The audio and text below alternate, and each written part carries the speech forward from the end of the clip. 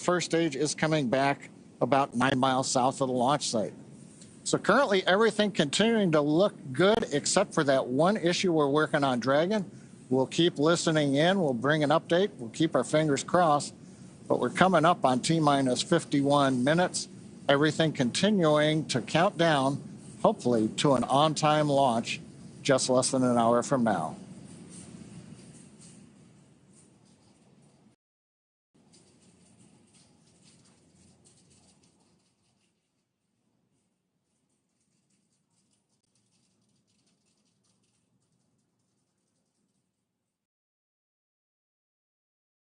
Attention Falcon launch operators. The propellant load and launch go-no-go poll is open in step 11.87 of 1.160.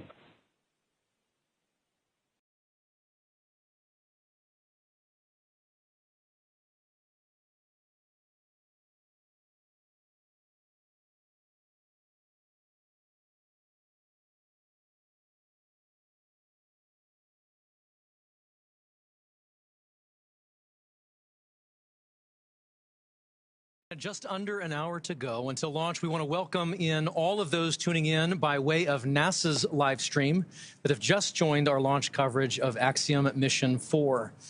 We're joined now by Sandra Jones with NASA Communications from Mission Control at the Johnson Space Center in Houston, Texas. Thank you for joining, Sandra. Hey, thanks, Paul. Here in the International Space Station Flight Control Room, the team is prepared and ready to support today's launch. This attempt comes after NASA and Roscosmos discussed recent repair work in the transfer tunnel at the aftmost segment of the Orbital Labs Zvezda service module. And now we are all looking forward to the Axiom 4 crew being on board Space Station soon. We'll provide a full Space Station status update in a few minutes, but know we need to bring everyone up to speed on today's activities and the launch status. So for now, back to you, Ronnie. Thanks, Sandra. We'll hear more from Mission Control in just a few minutes, but we do want to take a moment first to introduce everyone to the crew of AX4. Aside from Axiom Space Commander Peggy Whitson, each crew member represents a return to human spaceflight for their nation after more than 40 years. And starting with our commander, today's mission is led by Peggy Whitson of the United States. There is simply not enough time to cover her entire resume, but to give you just a few highlights, Peggy has earned degrees in biology, chemistry, and biochemistry. She was the first female commander of the International Space Station. She has spent over 675 total days in space, during which she logged 60 hours across 10 spacewalks. She is also a two-time commander for Axiom Space, having previously served aboard AX-2, and she was just inducted as a member of the 2025 Astronaut Hall of Fame. So congratulations and well-deserved, Peggy. Next is mission pilot Shubhanshu Shukla of India, whose call sign as a test pilot is Shooks. Representing the Indian Space Research Organization, or ISRO, Shooks is also an astronaut designate of India's inaugural human spaceflight effort, Gangayaan, featuring an Indian-built rocket and spacecraft. He was commissioned into the Indian Air Force Fighter Wing in 2006 and achieved the rank of Group Captain in 2024. He has over 2,000 hours of flight experience aboard a variety of aircraft. And our third crew member is Mission Specialist Sławomir Uznański-Wiśniewski of Poland.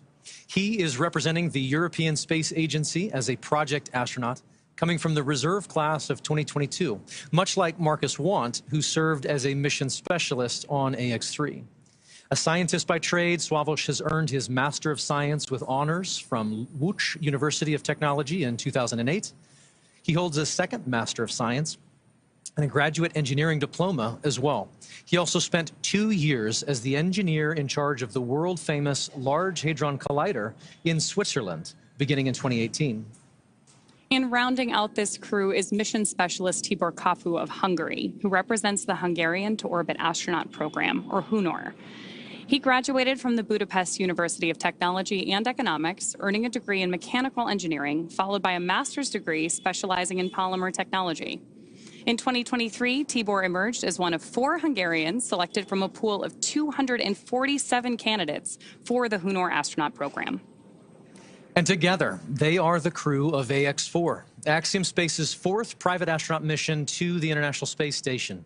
Today's flight represents the return to spaceflight for 3 nations, but it also highlights the growing opportunities for nations and entities around the world to conduct meaningful work in low Earth orbit. And right now, as you see there, Peggy, Shooks, Swavush, and Tibor sit inside Dragon. There are colleagues and students and space enthusiasts the world over gathering to cheer them on here at the start of their mission. And so we'd love to share just a few live streams that we're getting from launch parties in India and Poland. And here we are. First is a wonderful shot of a school in India. These are the students and teachers at the Naberam Hansre English School in Jamshedpur, India, gathering together to watch Shubhanshu lift off. How exciting. Now we have great views from Poland. Crowds are beginning to gather here, including children from Polish schools, to witness Swavush's launch on the planetarium's dome. The event was organized by the Ministry of Economic Development and Technology, the Polish Space Agency, and the European Space Agency. I love seeing these views from around the world. It's truly incredible. The joy, the excitement Dragon SpaceX, around the world. You have a go for Section 5, and when ready, report go for launch. For awareness, we are still troubleshooting the wind upload file. I will have a few more words for you after you confirm your go for launch. Wilco, inward, Section 5.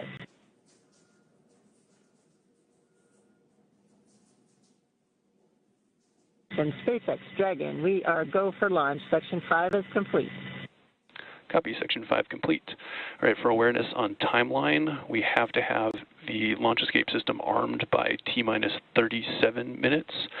So we are going to take this as far as we can. What I'll need from you guys is a very fast turn on the commanding for launch escape arm, provided we get to that point. How copy?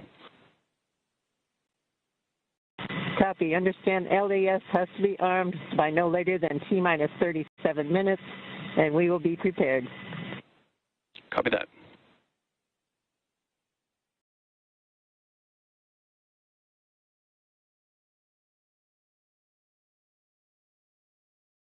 John Itzberger back here at the webcast desk. We're inside T-minus 45 minutes.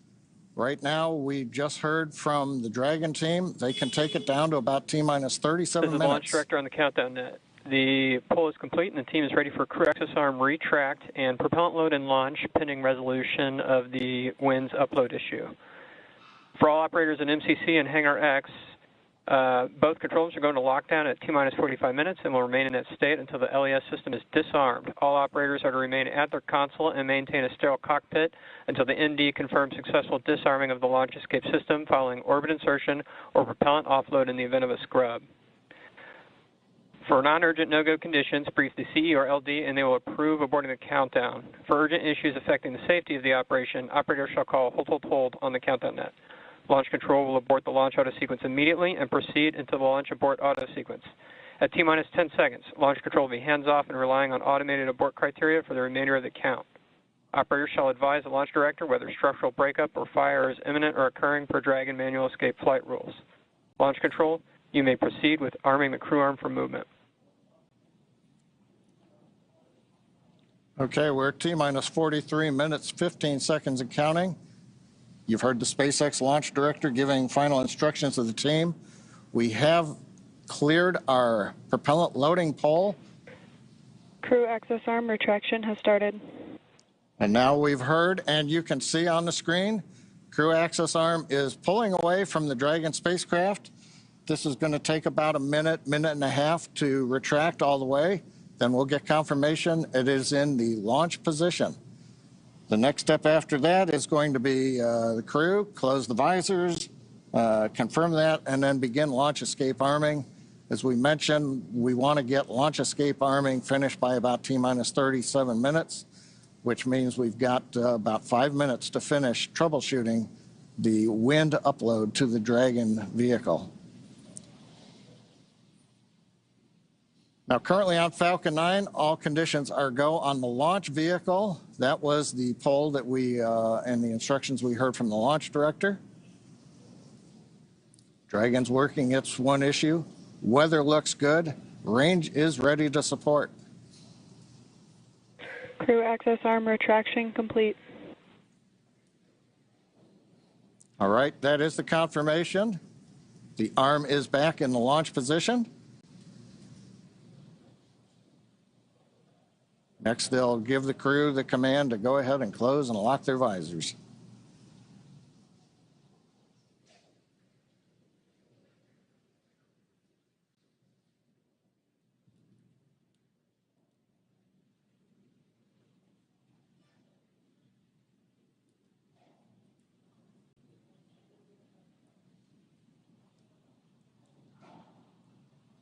Now, I think right now we're probably waiting just a little bit longer. We want to give the Dragon team as much time as they can have before we move into the sequence where we then have the crew arm the launch escape system. Now, if we do get through this and we solve the upload issue, at T-minus 35 minutes, we will begin propellant load. Once we do that, then there's no chance to hold the clock. We would have to complete the countdown and launch on time, or as we have mentioned during the webcast, we do have another opportunity tomorrow about 24 hours from now.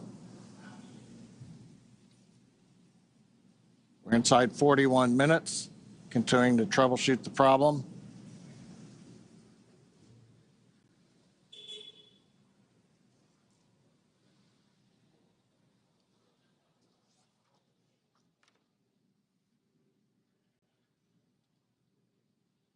View of the crew inside the capsule on the right-hand side. See the status bar on the bottom and the clock counting down.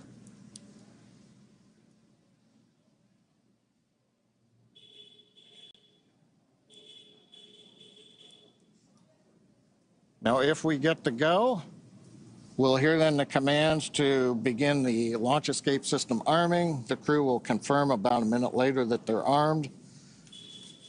And that'd complete the major events before propellant load would begin at T-minus 35 minutes.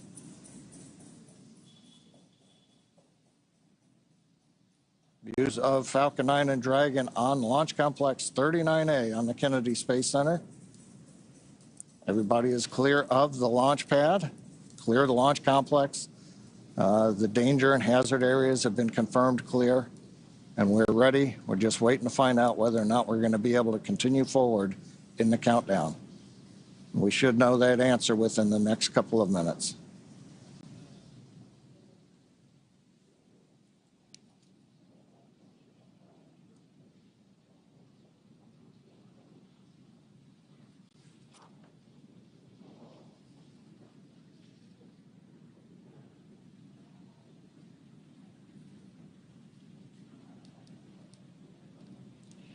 Now, if need be, if we do have to hold the countdown, that would be a scrub for the night.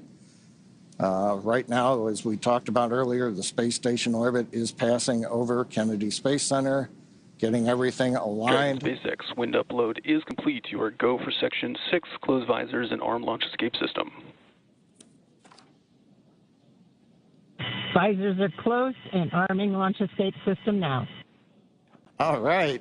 That's good news. We've got the winds uploaded. Closing the visors, you can see on the screen. We're also going to begin escape system arming. It's going to take about 50 seconds once they get into it. We will then get confirmation that the launch escape system is armed. And from there, we will move into propellant loading coming up in 3 minutes at T-minus 35.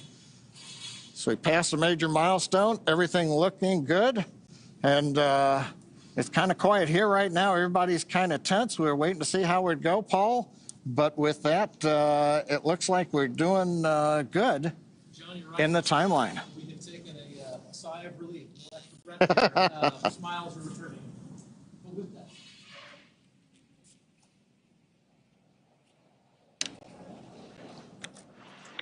Launch escape system is verified armed.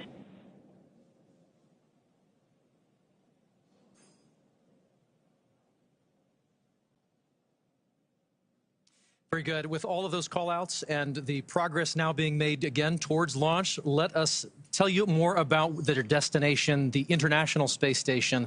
And with that, we'll send you to NASA's Johnson Space Center and Sandra Jones for all things tracking about the mission. For the start of propellant load. Thanks, Paul. I'm here in the International Space Station Flight Control Room at NASA's Johnson Space Center in Houston, Texas, where teams are working around the clock to monitor the Expedition 73 crew and systems aboard the orbiting laboratory. Today, this team is ensuring that the station is ready to receive Dragon and the Axiom 4 crew. Private astronaut missions are an important component of NASA's strategy for enabling a strong and competitive economy in low Earth orbit. Unique to Axiom 4, NASA is collaborating with the Indian Space Research Organization, or ISRO, on 5 joint science investigations and 2 on-orbit STEM demonstrations, which help showcase the strength of international collaboration and the shared commitment to expanding access to space. As the International Space Station nears the end of its operational life, NASA plans to transition to a new model featuring commercial space stations to maintain its leadership in microgravity research and ensure a sustainable access to low Earth orbit for the benefit of humanity. So let's take a moment now to learn more about the International Space Station and NASA's commercial future in low Earth orbit. For more than 25 years, NASA has used the International Space Station to advance the nation's scientific and exploration goals, completing research not possible on Earth. With international partners, the orbiting laboratory has supported more than 4,000 science investigations and served as a test bed for technology demonstrations and human research to better explore the Moon, Mars, and beyond. Through NASA's investment, the United States is operating multiple commercial cargo and crew transportation spacecraft, and now is developing fully commercial space stations for low Earth orbit. With transportation and destinations, NASA's efforts are opening opportunities for private industry to use space for new markets that could benefit from microgravity. The International Space Station is the blueprint for international partnerships and commercial opportunities in space. As NASA looks to buy services from private industry, the agency looks to the future, exploring the secrets of the universe for the benefit of all.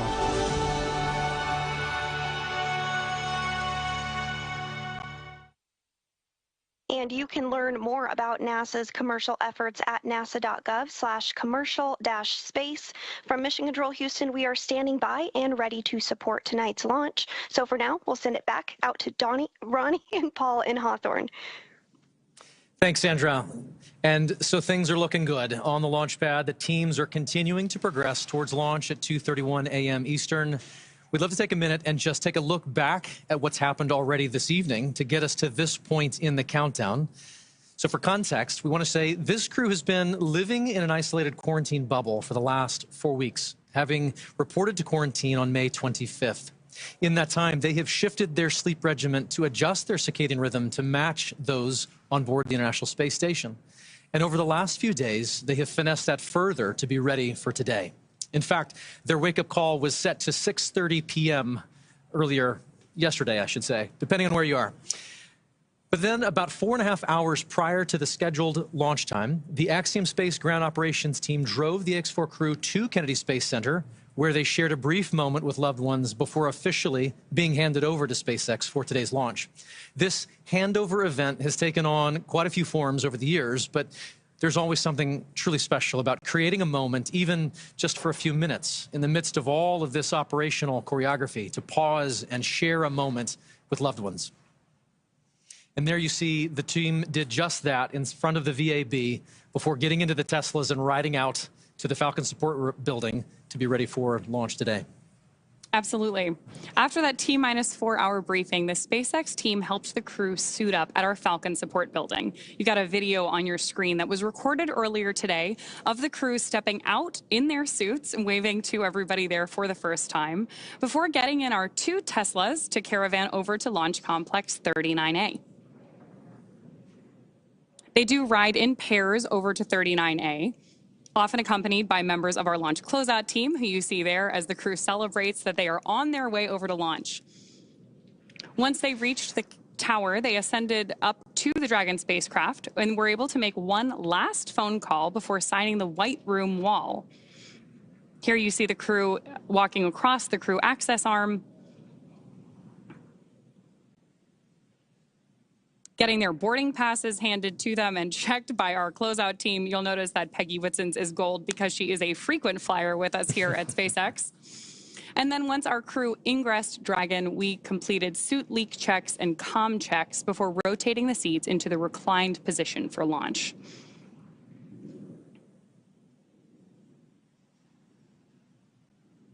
Love these videos of them up in the White Room there. You can see those signatures on the wall behind them, hugging the closeout team before ingressing the capsule. Then from there, that is the same team that closes the hatch and seals everything in the preparation for launch. Right now, we are still waiting on those final weather checks coming up, but prop load has begun. So all of that brought us through the confirmations we've been listening to, the check-ins, confirming that the crew arm is stowed, and of course, as we were listening so intently for earlier today, that our launch escape system is armed. With that, we are just over 31 minutes away from today's liftoff. Incredible. That White Room is got a lot of history in it already. And lots more to come, which is really exciting. Yes, we are just adding another chapter to this storied location. That 39A has got so much history already.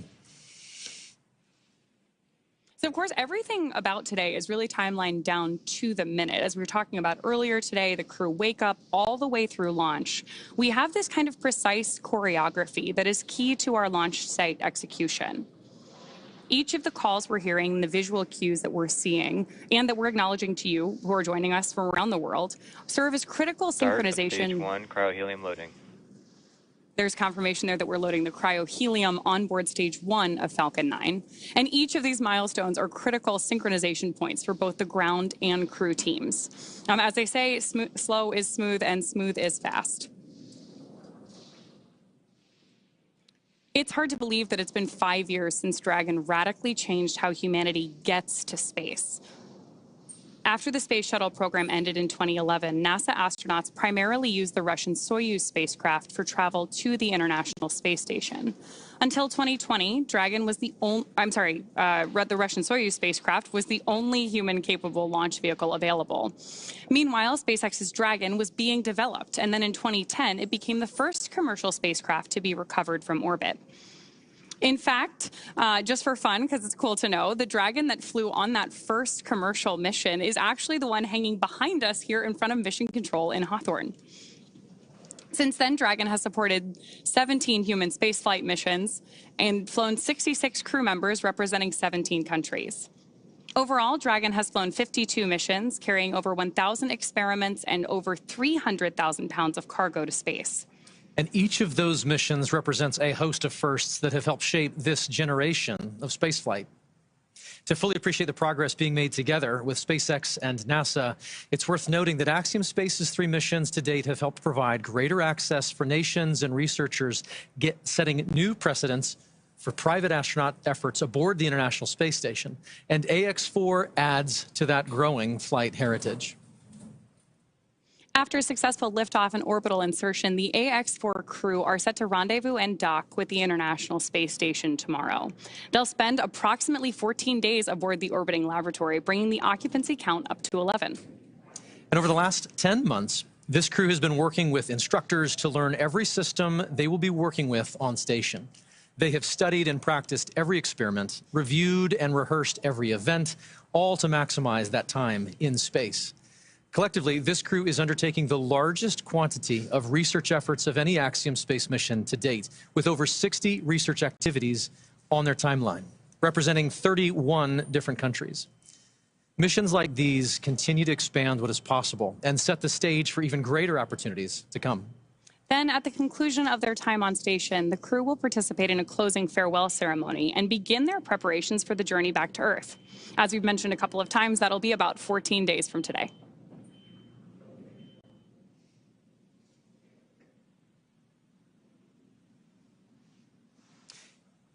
Each mission to the International Space Station is rooted in singular unifying purpose, to explore and learn together as a team. And that is one of the things that I absolutely love about human spaceflight.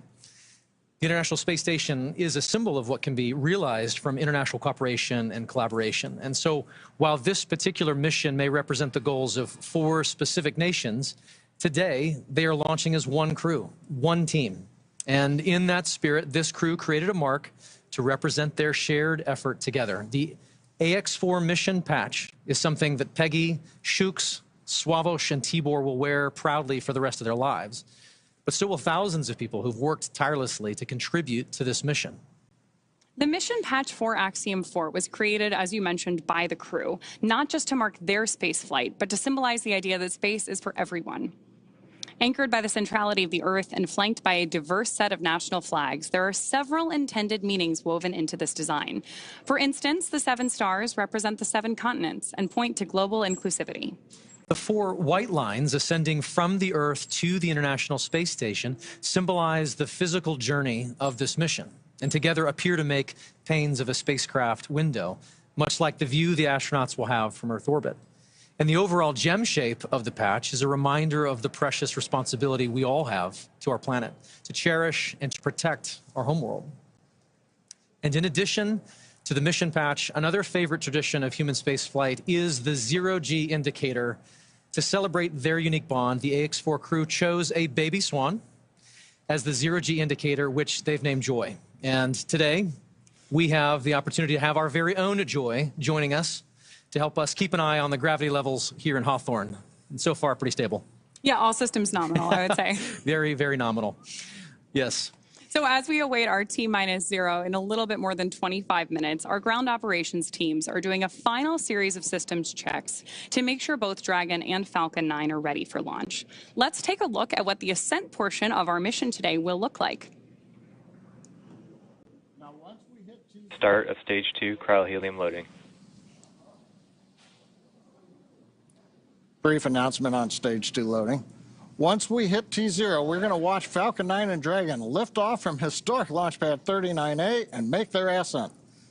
At about 43 seconds into flight, Falcon 9's engines will throttle down to help pass through the period of maximum dynamic pressure on the rocket, or what we typically refer to as max Q. Now, it's worth noting that shortly after we hit max Q, the vehicle will go supersonic, faster than the speed of sound. Once we're through that period of maximum dynamic pressure, we throttle up our Merlin engines again. From there, at about 2.5 minutes into flight, we have a series of 3 events that happen in rapid succession. The first is main engine cutoff, also called MECO. This is where all 9 Merlin engines shut off in preparation for stage separation.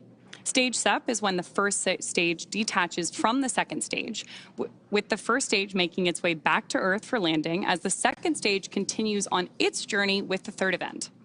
Now, SES-1, or second stage engine start number 1, that's where the Merlin vacuum engine lights up and propels the second stage along with our AX4 crew and Dragon into orbit. Now, as Stage 2 heads into the targeted drop-off orbit, Stage 1 will execute 3 burns in order to make its way back to Earth. The first is the boost back burn, where 3 of the Merlin 1D engines reignite and then shut down. That heads the first stage back to Cape Canaveral. The second burn, or the entry burn, helps to slow the first stage down in preparation for entry back into the Earth's atmosphere. About 70 seconds before Dragon reaches orbit, Falcon 9 will land back on Earth. The landing burn will bring the vehicle's speed down rapidly in order to land back on land near the launch site, shortly before 8 minutes into our mission. And then a little less than a minute after that, at T plus 8 minutes, 48 seconds, the second stage will cut off its 1 Merlin engine that was ignited right after stage separation. That concludes a burn that lasts just over 6 minutes to get into orbit, but we'll wait to hear confirmation of insertion into a good orbit. Then Dragon and the second stage begin preparations to separate Dragon. About 51 seconds after we get into orbit, we should have a great view of Dragon with the 4-person crew drifting away in Dragon, moving away from the second stage. Once Dragon's a short distance away, it'll begin checkout of the Draco maneuvering thrusters. That'll make sure Dragon continues to increase separation distance from the second stage. The nose cone deploy sequence will initiate just before T plus 12 minutes and finish around T plus 15 minutes, exposing Dragon's docking mechanism in advance of arrival at the International Space Station. Speaking of which, we should hand it back now to Sandra Jones at NASA's Mission Control Center in Houston, Texas, for a quick update. Sandra? Thanks, Ronnie. The space station team here in Houston is focused on the critical systems of the International Space Station, all continuing to function as expected ahead of launch. Everything is looking good, and the station will be ready to receive Dragon and the Axiom 4 crew on Thursday. After Dragon is fully docked to the orbiting laboratory, the team here in Houston will assist the Axiom space and space station astronauts with leak checks as they work to open hatches on both Dragon and inside the station's pressurized mating adapter. We expect hatch opening to take place approximately 2 hours after docking. Once the Axiom 4 crew arrives at the International Space Station, they will be greeted by the Expedition 73 crew, which includes NASA astronauts Nicole Ayers, Anne McClain, and Johnny Kim, as well as JAXA, or Japan Aerospace Exploration Agency astronaut Takoya Onishi, and Roscosmos cosmonauts Kirill Peskov, Sergei Ryzhikov, and Alexei Zubritsky. Flight Director Heidi Brewer is on console right now, leading the flight controllers for launch this evening. And with Mission Control in Houston go for launch, for now, we'll send it back over to Sonia at Kennedy.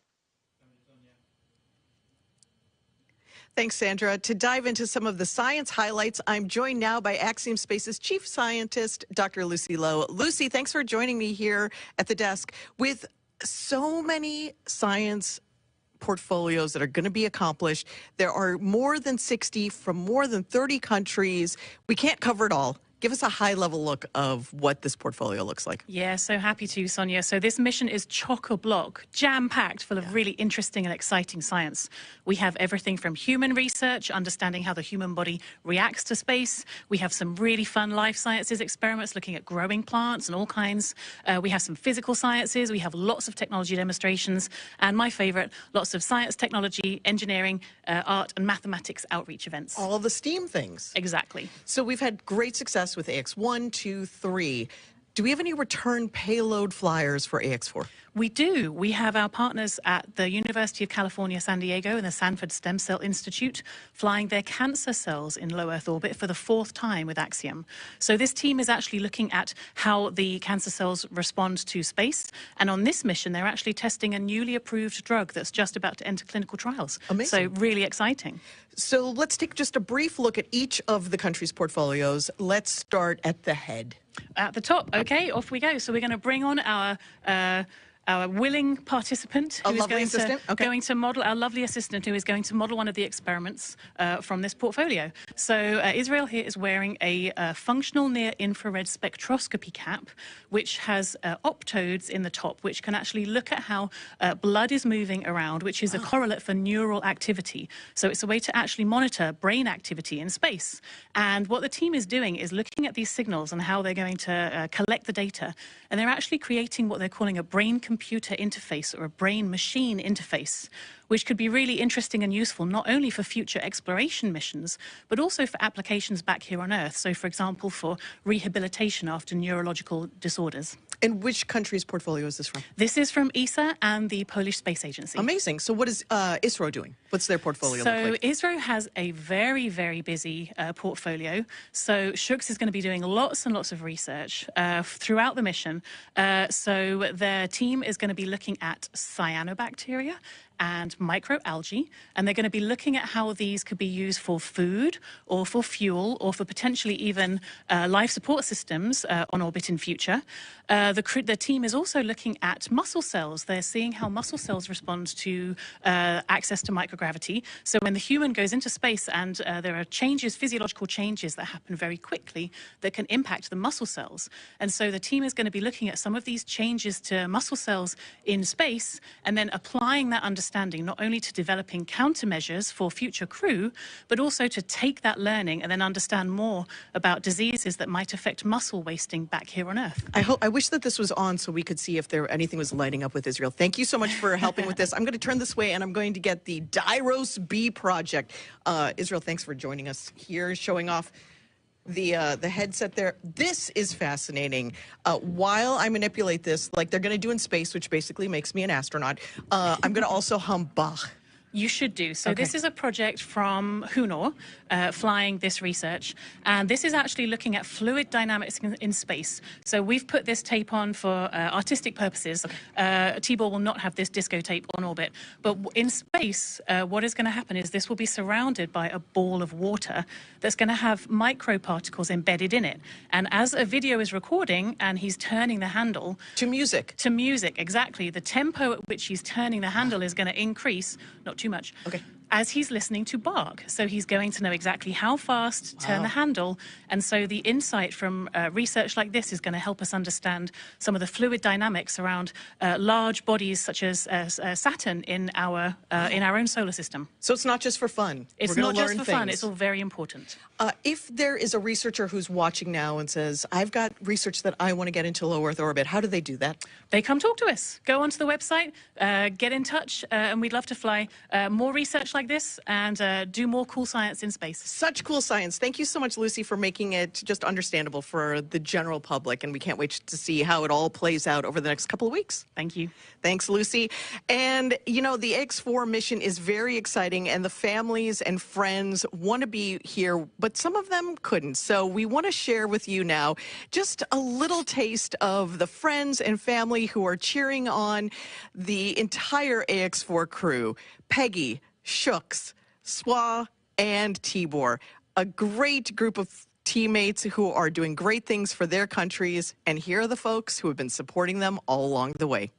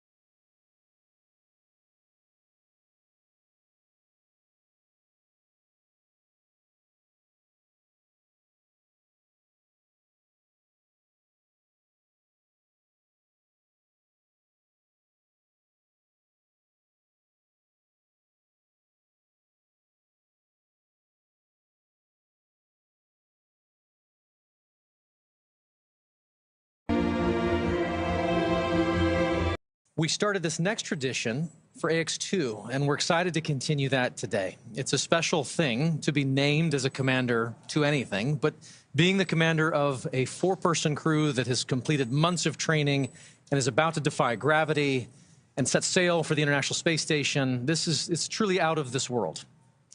Peggy has some thoughts she wanted to share here in this moment, just a few short minutes from launch, and here's Peggy. As commander of the AX4 mission, I want to thank everyone who has contributed to our journey. This mission to the International Space Station would not have been possible without the hard work of so many incredible teams. First, I want to extend my heartfelt gratitude to the teams at Axiom Space. Their talent and dedication shines through every unexpected challenge, the countless hours of work, and every task at hand to ensure the safety of the crew. The team's determination and commitment to achieving the highest standards inspires me every day and reminds me why I joined the Axiom Space family. To our partners at NASA, your expertise and support have been invaluable, ensuring that we are fully prepared to live and work aboard the space station.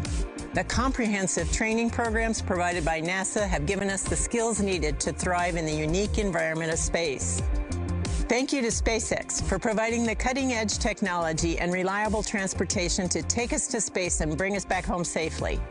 The hands-on and in-depth training have ensured that we understand the Dragon systems thoroughly and confidently.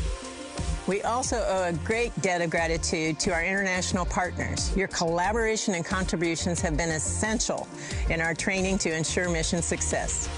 Lastly, to all the other teams involved, from engineers to scientists and everyone behind the scenes, your hard work and dedication have not gone unnoticed. You're the unsung heroes of this mission, and we are deeply grateful for your support. Thank you all for your tireless efforts and for believing in the AX4 mission. Together, we're realizing the return for 3 nations and paving the way for a bright future in low Earth orbit. Thank you.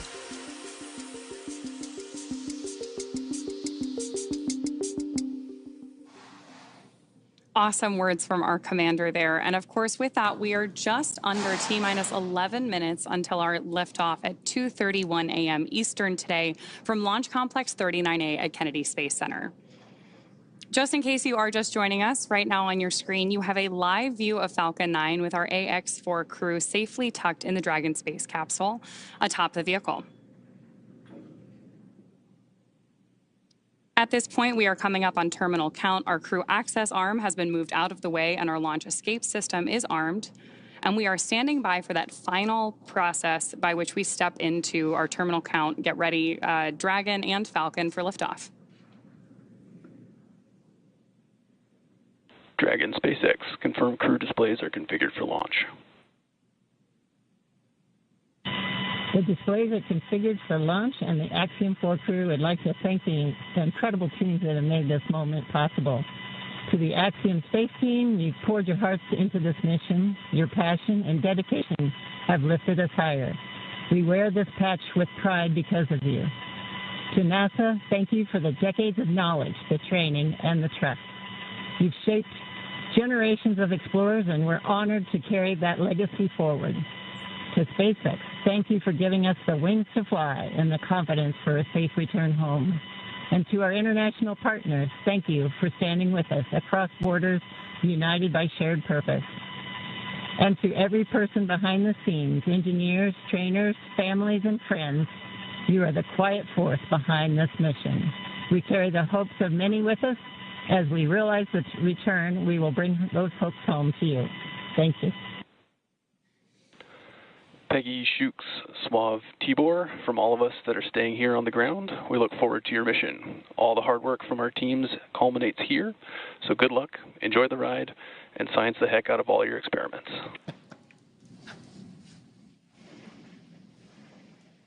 Wilco.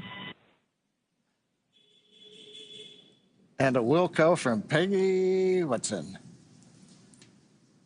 We're coming up on the T-minus 8-minute mark. Next major event that'll be occurring on the Falcon 9 is the engine chill event. That happens at T-minus 7 minutes. We open the pre-valves, feeding both the RP-1 kerosene fuel as well as the liquid oxygen. And that'll go to the Merlin 1D engines. The liquid oxygen, we actually open a valve and we allow some of it to bleed off overboard out into the warm Florida air here in the early morning, and that'll begin chilling in the turbopumps on those 9 Merlin engines to get ready for when we ignite the engines starting at T-minus 2 seconds. Also interesting to note, just several minutes ago, as we talked about early in the webcast, the International Space Station flew over Kennedy Space Center. And so that means the orbit planes are lined up.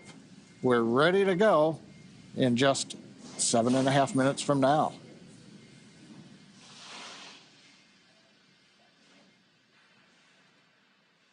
Now, while we're getting ready to open the pre-valves, which is one of those what we might call significant events in the life of the Falcon 9 as we count down, we'll also be chilling in the upper stage engine. We'll hear that call out also in flight when we do some additional chill in at about 1 minute and 52 seconds.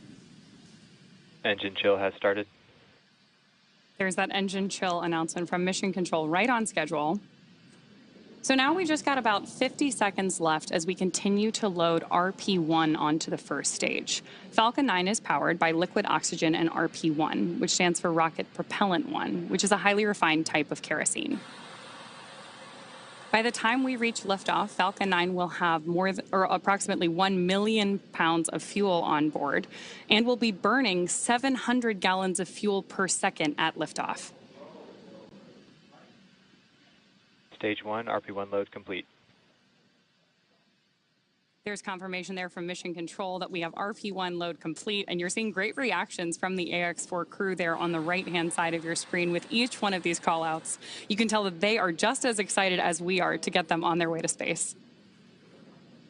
A lot of time rehearsing, and now we're down to the last 6 minutes.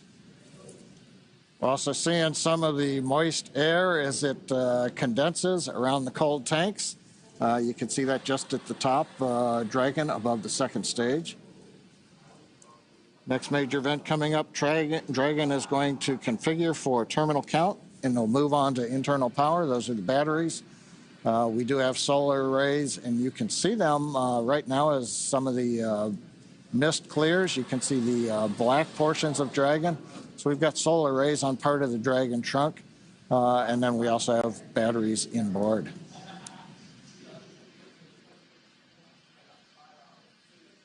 Now we have completed loading fuel on both the first and second stage. We're still loading liquid oxygen onto both stages.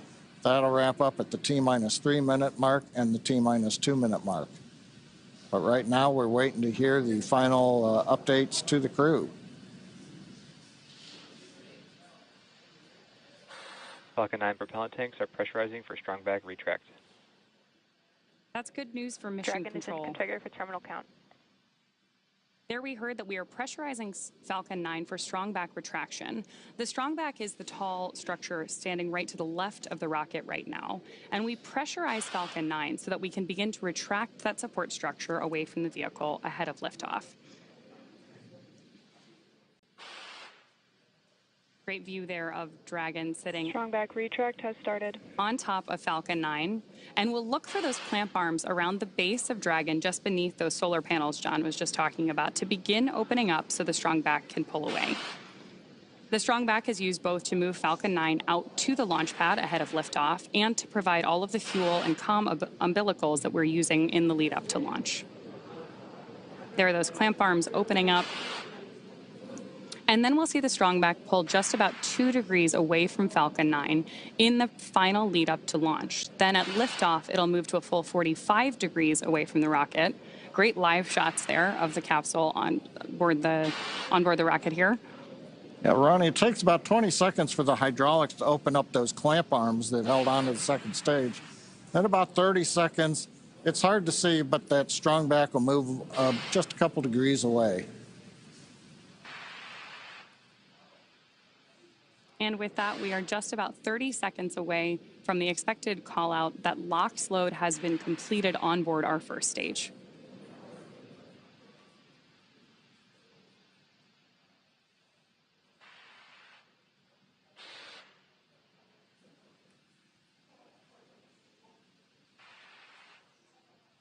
As we mentioned earlier, that mist forming around the outside of Falcon 9 is totally normal. That's just some of that. Stage 1, LOX load complete. Some of that liquid oxygen that has now been fully loaded on board to stage 1, venting out into the warm Florida air and condensing into clouds. So we continue to check off events here in the last minutes of the countdown. Dragon is in terminal count and is on internal power. And the confirmation a minute ago, we started the move into transition. And there on the left side of the screen and the right, you can see some of the watch parties, Paul. Yeah. Absolutely. On our left side of the screen, you can see the school in India. And then the right side of the screen is the planetarium in Poland with students and fans of this crew cheering on what's about to be a momentous moment. They're good in the planetarium, keeping it dark in there for them. Okay, we're waiting to hear the confirmation that second stage LOX load is complete. That should be coming up momentarily. Stage 2, LOX load complete. There's that confirmation from Mission Control right on schedule. So the next major visual milestone we're likely to have from the outside of the spacecraft is going to be venting. Dragon is in auto idle. Confirmation there from Mission Control that we are in auto idle on board Dragon in that final minute and a half before launch. Now, we are expecting gas closeouts to be followed by some loud venting, and we're likely to see a larger cloud of liquid oxygen. Gas closeout has started. Expect loud venting. There's instructions to the crew, also right on schedule.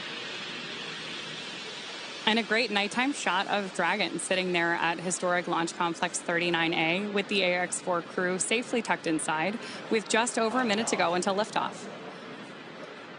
Seated left to right inside Dragon from this camera's perspective, you have Tibor Kapu there on the left-hand side. Then beside him is our pilot, Shubhanshu Shukla.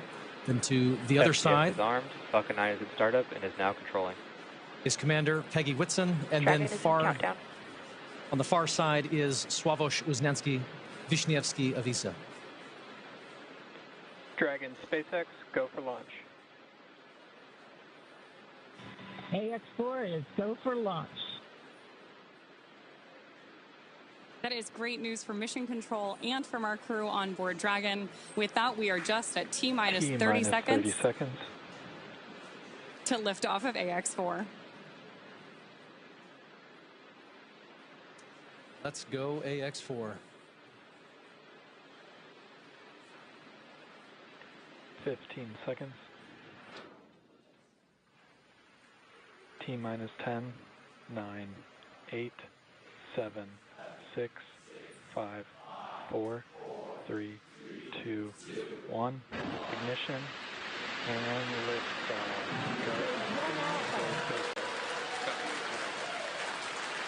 For three nations, a new chapter in space takes flight. Godspeed, AX4.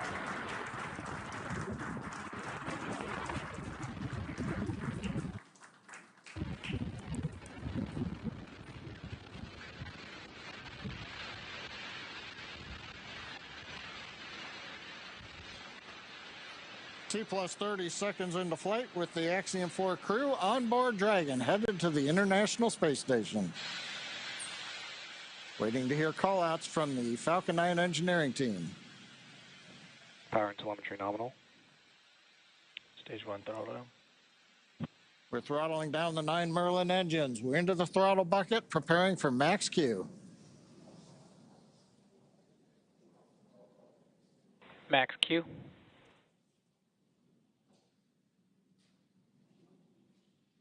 Vehicle is supersonic. We should begin throttling the Merlin engines back up now. Stage 1 throttle up.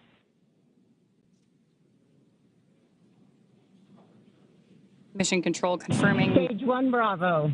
That throttle up, and we Copy are 1 Bravo. hearing our Commander Peggy Whitson call out the first abort mode. Each of these are a specific phase where if for any reason we had an in-flight Impact abort. show underway. Dragon would abort to a safe location. So we're going to call out each of those milestones as we pass through them. We also just heard the call out for MVAC chill. We're going to trickle just a little bit of liquid oxygen now into the turbo pumps on board our Merlin vacuum engine on stage 2 in preparation for second engine start 1, which will of course be shortly after stage separation. Now, at this point, we are just about 30 seconds away from 4 events that are going to happen in rapid succession. The first one will be main engine cutoff, or MECO, then again followed by stage separation, ignition of that second stage engine, which we are already preparing for, as well as the first stage's boost back burn. With that confirmation from Mission Control that we are throttling the first stage engines down, we are expecting MECO at T plus 2 minutes and 26 seconds. MECO. Stage separation confirmed.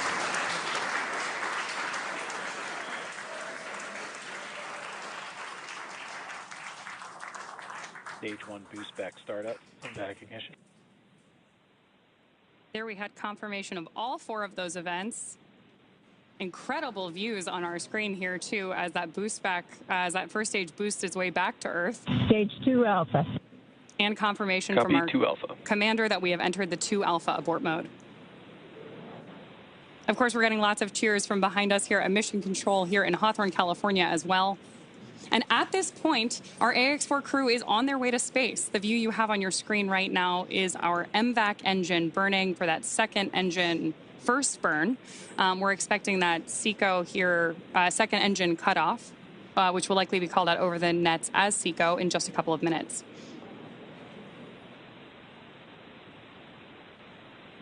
Stage 1 boost back shut down. Confirmation that the boost back burn on our first stage booster is now complete, and the booster is heading back toward the Florida coast to attempt a landing at LZ1.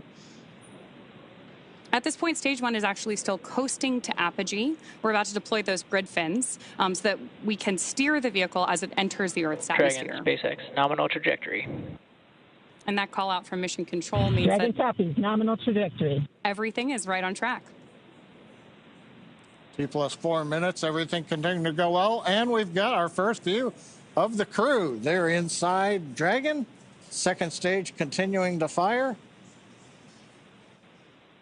Right now, second stage, just a little bit more than 1 G.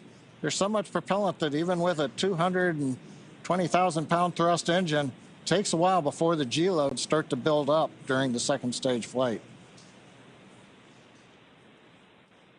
Meanwhile, first stage continuing to coast up to apogee, and that actually now, as you can see on the bottom left of your monitors, we have begun coming back down. It takes a couple minutes to go up, a couple minutes to come back down.